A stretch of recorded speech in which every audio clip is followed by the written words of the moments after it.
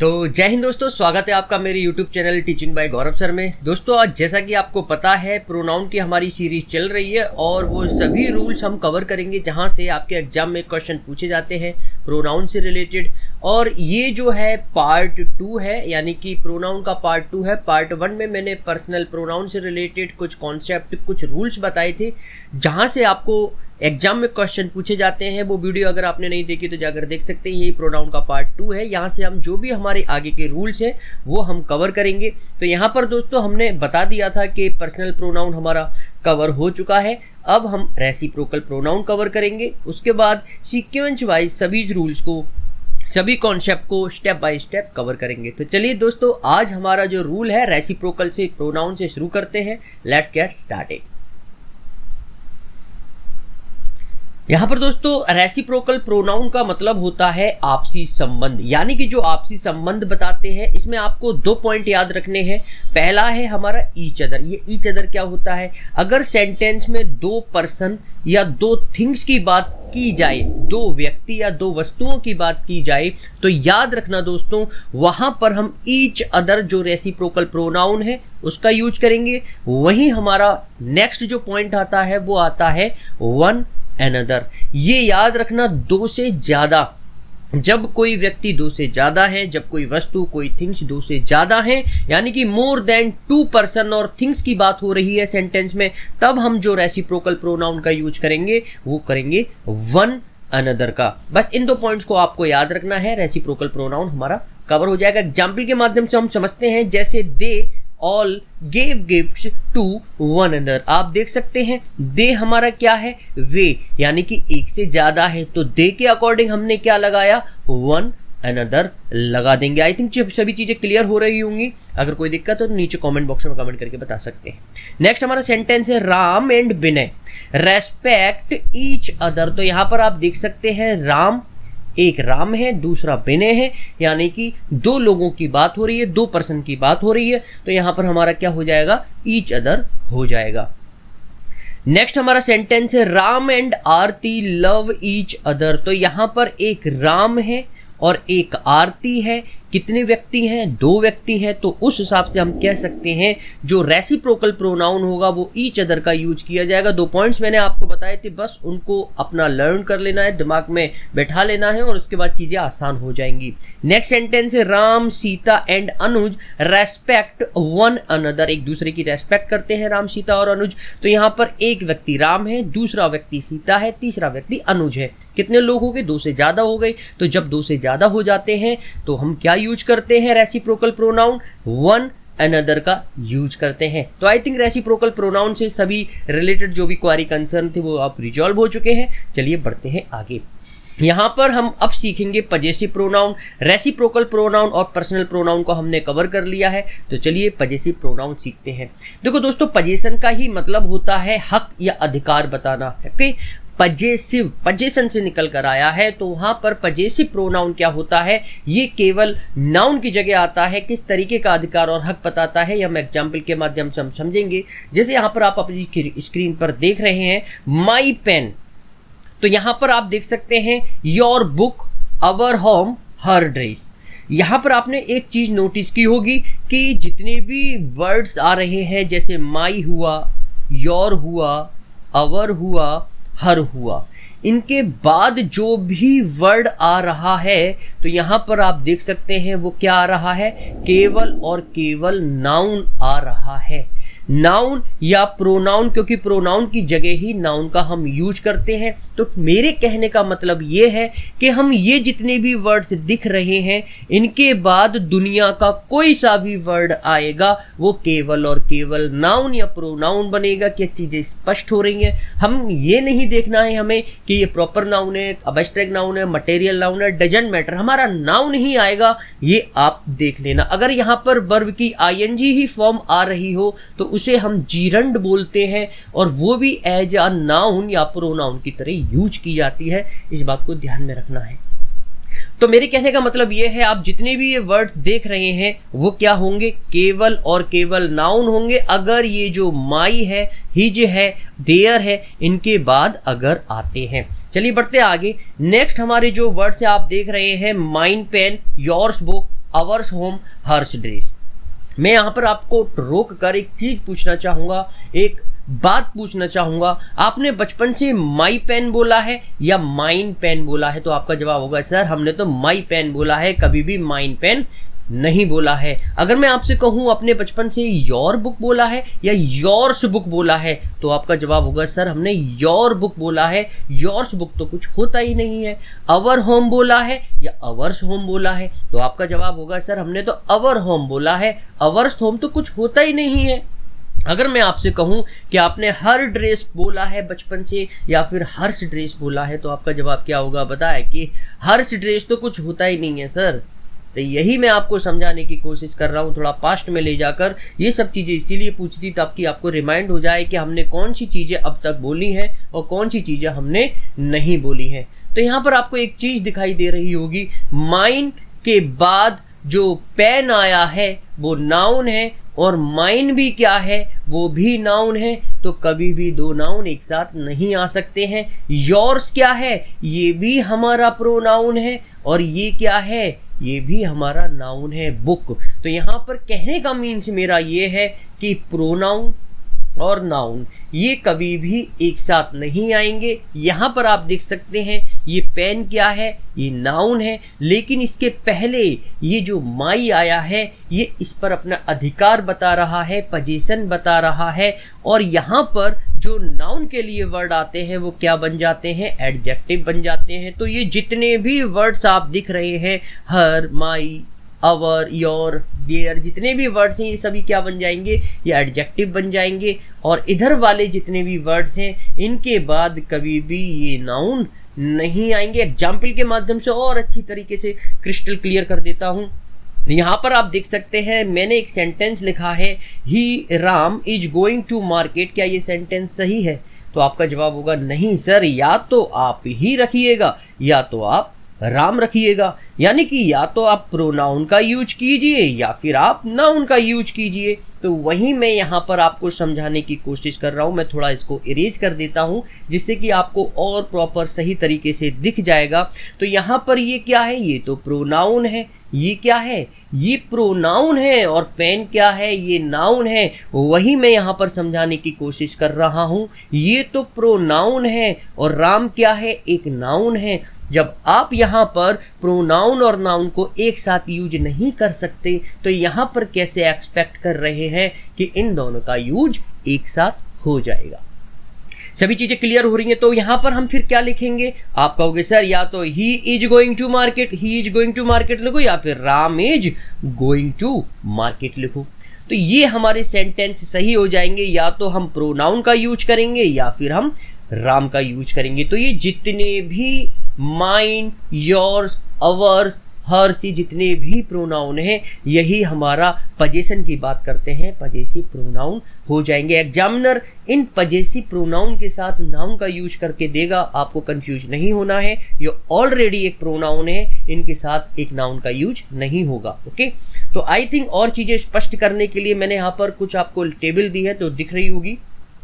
Possessive जो adjective होते हैं याद रखना, जैसे कि माई, अवर, योर, हिज, हर, देयर, इनके बाद दुनिया का कोई सा भी वर्ड आएगा वो केवल और केवल किस फॉर्म में आएगा? नाउन फॉर्म में आएगा। और इधर वाले होते हैं पजेसिव प्रोनाउन, जैसे कि mine, ours, yours, his, hers, theirs. ये जितने भी वर्ड्स हैं इनके बाद कभी भी नाउन का यूज या प्रोनाउन का यूज नहीं किया जाएगा। इसको बात को अपनी नोटबुक में राइट करके जितना जल्द से जल्द हो सके रख लीजिए। यहाँ पर एग्जाम्पल भी मैं आपको बता देता हूँ, जैसे कि my house is bigger than yours. इस योर्स का ही मतलब होता है योर हाउस। क्या होता है? Your house. यानी कि इस योर्स का मतलब ही होता है योर हाउस। या तो आप योर हाउस लिखिए या फिर आप योर्स लिखिए। क्या ये बात क्लियर हुई? तो इसलिए यहाँ पर जब माई हाउस यानी कि एक एडजेक्टिव आ गया तो यहाँ पर हम पजेसिव प्रोनाउन का यूज करेंगे, जैसे कि ये ऑलरेडी आपको अपनी स्क्रीन पर दिख रहे हैं। आई थिंक पजेसिव प्रोनाउन से रिलेटेड सभी क्वेरी कंसर्न आपके रिजॉल्व हो गए होंगे। चलिए बढ़ते हैं आगे। नेक्स्ट हमारा जो प्रोनाउन है वो डिस्ट्रीब्यूटिव प्रोनाउन है, यानी कि हमने 3 कवर कर लिए, चौथा हमारा स्टार्ट होगा। डिस्ट्रीब्यूटिव प्रोनाउन क्या होता है दोस्तों? जो बांटने का काम करता है। डिस्ट्रीब्यूट आपने पढ़ा ये डिस्ट्रीब्यूट करना यानी कि बांटना, तो जो बांटते हैं वही प्रोनाउन डिस्ट्रीब्यूटिव प्रोनाउन कहलाए जाते हैं। यहाँ पे मैं अपनी बहुत सरल और आसान लैंग्वेज में समझा रहा हूँ दोस्तों, कोई भी ऐसा लैंग्वेज का यूज नहीं कर रहा जो आपके सर के ऊपर से बात निकल कर जा रही हो, सिर्फ और सिर्फ सीधी सिंपल और सरल लैंग्वेज का यूज, जिससे कि ये प्रोनाउन से रिलेटेड जो भी पॉइंट्स हैं वो जल्द से जल्द आप रिकवर कर सकें और एग्जाम में अच्छा स्कोर कर सकें। अगर आप भी यूपी टेट, सुपर टेट या फिर टीजीटी पीजीटी की तैयारी कर रहे हैं तो नीचे मेरे चैनल से जुड़ने के लिए मेरे को सब्सक्राइब कर और नोटिफिकेशन के बेल आइकन को ऑल पर करके सेलेक्ट कर दीजिए। मेरे द्वारा बनाई हुई जितनी वीडियोज है नोटिफिकेशन के माध्यम से आपको मिलती रहेंगी। अब ये डिस्ट्रीब्यूटिव प्रोनाउन होते क्या हैं दोस्तों, याद रखना, डिस्ट्रीब्यूट का ही मतलब होता है बांटना, यानी कि जो प्रोनाउन बांटने का काम करते हैं वही हमारे डिस्ट्रीब्यूटिव प्रोनाउन हो जाते हैं। जैसे either of, neither of, one of, each of, none of, everyone of, इनको बस याद रख लो, डिस्ट्रीब्यूटिव प्रोनाउन लर्न हो जाएंगे।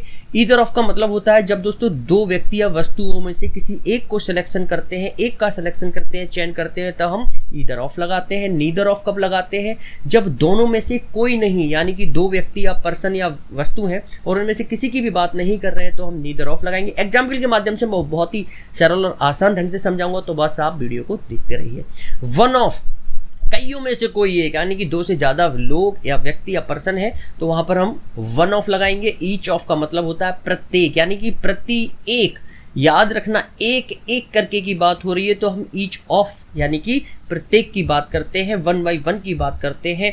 नन ऑफ का मतलब होता है इनमें से कोई नहीं, दो से ज्यादा कोई ऑप्शंस हो, कोई पर्सन हो, कोई वस्तु हो। जैसे आपको देखा है आपने अपने एग्जाम में 4 ऑप्शंस आते हैं, एक क्वेश्चन होता है उसमें से दे रखा होता है लास्ट वाले ऑप्शन में नन ऑफ दीज, आपने शायद गौर नहीं किया होगा तो कभी देखना, लास्ट वाला डी वाला जो ऑप्शन होता है उसमें लिखा होता है नन ऑफ दीज।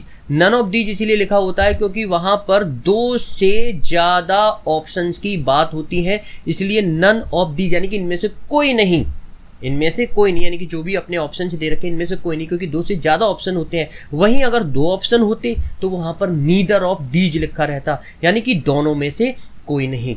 यहां पर 2 व्यक्ति और थिंग्स की बात करता है और यहां पर 2 से ज्यादा व्यक्ति और थिंग्स की बात करता है, यानी कि कोई नहीं, यानी कि 2 से ज्यादा लोग या व्यक्ति या पर्सन या थिंग्स जो भी है उनमें से कोई भी नहीं की बात करता है। एवरी वन ऑफ का मतलब क्या होता है, हर एक, एवरी वन ऑफ का मतलब होता है हर एक। और याद रखना दोस्तों, मैं आपको बताना चाहूंगा ये जितने भी डिस्ट्रीब्यूटिव प्रोनाउन आप अपनी स्क्रीन पर देख रहे हैं इनके बाद केवल और केवल प्लूरल नाउन और जो वर्ब आएगी वो कैसी आएगी, सिंगुलर वर्ब आएगी। इस बात को अपनी नोटबुक में राइट करके रखिएगा। एक बार रिपीट कर देता हूं, ये जितने भी प्रोनाउन आपको अपनी स्क्रीन पर दिख रहे हैं इनके बाद केवल और केवल प्लूरल नाउन और उसके बाद सिंगुलर वर्ब का यूज किया जाता है। उदाहरण के माध्यम से मैं आपको समझाना चाहूंगा। जैसे यहां पर लिखा हुआ है either of these 2 men is our new teacher, तो यहां पर कितने लोगों की बात हो रही है, 2 लोगों की बात हो रही है, तो इसलिए हमने लगाया ईदर ऑफ। क्या लगाया, ईदर ऑफ। और वैसे भी दोस्तों प्रीपोजिशन के बाद जो भी नाउन या प्रोनाउन आएगा वो ऑब्जेक्टिव फॉर्म में होगा, तो जो सब्जेक्ट आएगा यानी कि जो वर्ब आएगी वो सब्जेक्ट के अकॉर्डिंग आएगी या ऑब्जेक्ट के अकॉर्डिंग आएगी। तो आपका जवाब होगा सर सब्जेक्ट के अकॉर्डिंग आएगी, तो सब्जेक्ट हमारा वैसे भी ईदर ऑफ हो जाएगा। जो कैसी वर्ब लेता है, केवल और केवल सिंगुलर वर्ब लेता है, या फिर केवल और केवल जितने भी ये डिस्ट्रीब्यूटिव प्रोनाउन है सिंगुलर वर्ब का यूज करते हैं। नीदर ऑफ, अब नीदर ऑफ का मतलब कि 2 लोगों की बात हो रही है उनमें से कोई नहीं, यानी कि 2 में से कोई नहीं की बात हो रही है। 2 पेन्स यहां पर दे रखे हैं, एग्जामिनर क्या करेगा, इस 2 पेन की जगह हो सकता है 3 पेन कर दे, यहां पर नीदर ऑफ की जगह आपको नन ऑफ दे दे, तो बस यहां से ये आपके जो कंसर्न है, जो प्रॉब्लम है, ये क्रिएट करके एग्जामिनर दे देता है। इन्हीं पॉइंट्स को आपको अपने दिमाग में रखना है। एक बार रिपीट कर देता हूं, नीदर ऑफ, आप देख सकते हैं अभी मैंने पीछे बताया था नीदर ऑफ का मतलब होता है दोनों में से कोई नहीं, तो इसलिए यहां पर 2 पेन की बात हो रही है, दोनों में से कोई नहीं, यानी कि neither of these 2 pens is mine, यानी कि इन दोनों पेनों में से मेरा कोई भी नहीं है। नन ऑफ द बॉयज, अब देखो जो बॉयज है यहां पर 2 नहीं है, 2 से ज्यादा है, यानी कि लड़कों की बात हो रही है, इसलिए हमने क्या यूज किया, नन ऑफ यूज किया। और यहां पर जो वर्ब आई है वो भी सिंगुलर आई है, और none of the boys has come, इस तरीके से सेंटेंस बनेगा। एग्जामिनर क्या करेगा, इस बॉय की जगह हो सकता है ये एस हटा दे, हो सकता है यहां पर नीदर ऑफ लगा दे और यहां पर द बॉयज कर दे। आपको देखना है कब हमारा नीदर ऑफ होता है, कब हमारा नन ऑफ होता है। नेक्स्ट हमारा जो उदाहरण है, वन ऑफ द बॉयज। देखो द बॉयज आ रहा है, यानी कि ये प्लूरल की बात कर रहा है, दो की नहीं, दो से ज्यादा लोगों की बात कर रहा है, इसलिए हमारा वन ऑफ आया है। हैज वर्ब भी देखिए यहाँ पर सिंगुलर आई है, गॉन टू स्कूल। तो आई थिंक चीजें सभी स्पष्ट हो रही होंगी। चलिए बढ़ते हैं आगे। आगे तब भी कोई प्रॉब्लम क्रिएट हो रही है तो नीचे कमेंट बॉक्स में कमेंट करके बता सकते हैं। आगे नेक्स्ट हमारा जो आएगा वो है डेमोन्स्ट्रेटिव प्रोनाउन। जो डेमो की बात करते हैं, इशारा करके बात करते हैं, समझते हैं आगे। डेमोन्स्ट्रेटिव प्रोनाउन क्या होता है दोस्तों? इशारा करके बताने वाले, जैसे दिस दैट, दीज, दोज। ये दिस दैट दीज दोज क्या होते हैं दोस्तों? याद रखना, अगर आप किसी पर्सन व्यक्ति से बात कर रहे हैं और आप किसी बुक को लेना चाहते हैं, सपोज दैट ये आपका क्या है, ये कोई आदमी है, मेरी ड्राइंग ज़्यादा खास नहीं है तो थोड़ा अवॉइड करना। सपोज दैट ये बुक रखी हुई है, ओके, और ये जो बुक है आप बोल रहे हो यह बुक मेरी है, तो आपको इशारा करना ही पड़ेगा कि दिस बुक इज माइन। या फिर बहुत सारी बुक हैं, अगर एक बुक है तो आप दिस लगा दो। अगर पास में है कोई बुक तो एक है लेकिन वो, तो आप दिस लगाओगे। दूर है कोई बुक और वो भी एक है, जब दूर होती है तो दैट लगा देते हैं। अगर एक से ज्यादा हैं तो याद रखना, अगर वो पास में है और एक से ज्यादा है तो दीज लगा दो, और अगर दूर है और एक से ज्यादा है, दूर है और एक से ज्यादा है तो आप दोज लगा दो। क्या ये बात क्लियर हुई? चलिए बढ़ते आगे, एग्जाम्पल के माध्यम से समझते हैं। एग्जामिनर कैसे देगा, मैं वो भी आपको यहाँ पर पॉइंट रखा हुआ हूं ताकि आपको कोई प्रॉब्लम हो ना। जैसे कि this is the gift from my mother, तो यहाँ पर आप देख सकते हैं दिस यहाँ पर क्या है, प्रोनाउन है। इज हमारी वर्ब है, वर्ब से पहले सब्जेक्ट आता है, और मैंने आपको बताया था सब्जेक्ट और ऑब्जेक्ट किसी भी सेंटेंस में या तो नाउन बनते हैं या प्रोनाउन बनते हैं। बस सब्जेक्ट और ऑब्जेक्ट का यही काम होता है पूरी इंग्लिश ग्रामर में, या तो वो नाउन बनेगा या प्रोनाउन बनेगा। यहाँ पर आप देख सकते हैं इज हमारी क्या है, वर्ब है, वर्ब से पहले सब्जेक्ट आया है, अब सब्जेक्ट हमारा दिस है। तो जैसे ही दिस है, ये किसी का नाम तो है नहीं, किसी पर्सन प्लेस और थिंग का नाम है नहीं है, तो इसलिए क्या हो जाएगा, नाउन की जगह आया है, प्रोनाउन हो जाएगा। नीचे वाले सेंटेंस में देखते हैं, that is the Taj Mahal. Is यहाँ पर वर्ब है, वर्ब से पहले सब्जेक्ट आता है, दैट यहाँ पर हमारा किसी पर्सन व्यक्ति वस्तु का नाम है नहीं, नाउन की जगह आया है, इसलिए क्या हो जाएगा, ये प्रोनाउन हो जाएगा।